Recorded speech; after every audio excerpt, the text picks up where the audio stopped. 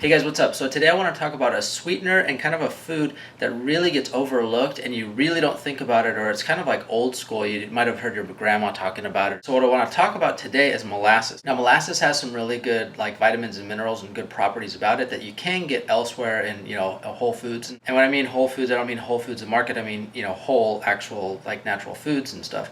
But this is good for, like I said, a sweetener or for cooking or to throw in like a smoothie and just get a little bit of extra nutrients. Here's what the bottle looks like right here. And what this is, it is organic. You want to get organic.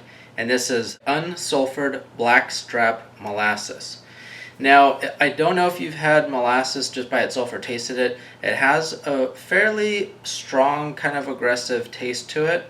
But if you mix it in with stuff, and you're cooking or baking with it with different ingredients, you're not going to notice that it's such a harsh kind of a taste. You wouldn't just take a tablespoon of this and just dump it in your mouth. I mean, you might, but some people really like the taste, some people don't. But I mean, if you've had like gingerbread cookies or something like that has molasses in it. Some people do use this as a sweetener or an addition to a sweetener, and then also kind of an old school way of doing stuff. And I don't want to say old school, but before people started taking vitamins and everything, everybody knew molasses was high in iron. So if you were anemic or you were low on iron, a lot of people would take molasses to kind of increase some of their iron content. And not only that, it's a safe form of iron because it's a plant-based iron. It's not a meat, flesh-based iron. So I'm going to tell you guys the serving size, and you'll be able to hear how much it actually has, not just of iron, but other stuff too.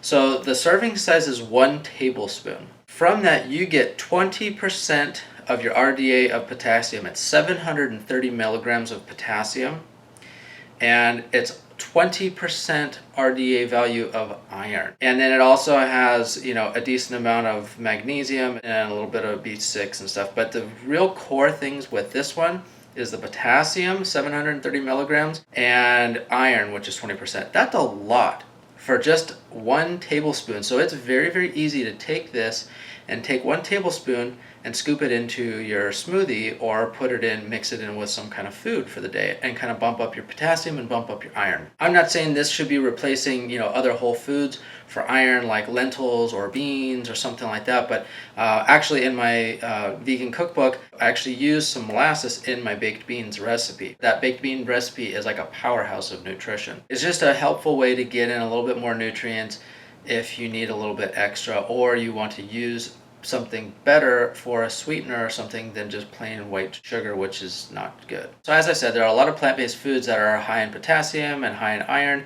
This is, like I said, just something that's pretty quick and pretty easy, and if you are doing some cooking or baking or whatever, definitely I would try to add this and throw this into the mix. Hopefully that helps. If you've heard of blackstrap molasses, you probably already know some of these things I told you. If you haven't heard of blackstrap molasses, then hopefully this gives you guys a little bit more information about it, and hopefully you guys will be able to add it into your diet if you need it, or if you want to kind of substitute it out for something else. So it is one of the better sweeteners out there. So yeah, have fun with it, experiment with it. So that's about it for today. I hope you guys are doing well, and thanks for watching. Any questions or comments, leave them in the box below, and I'll talk with you later. Okay, bye.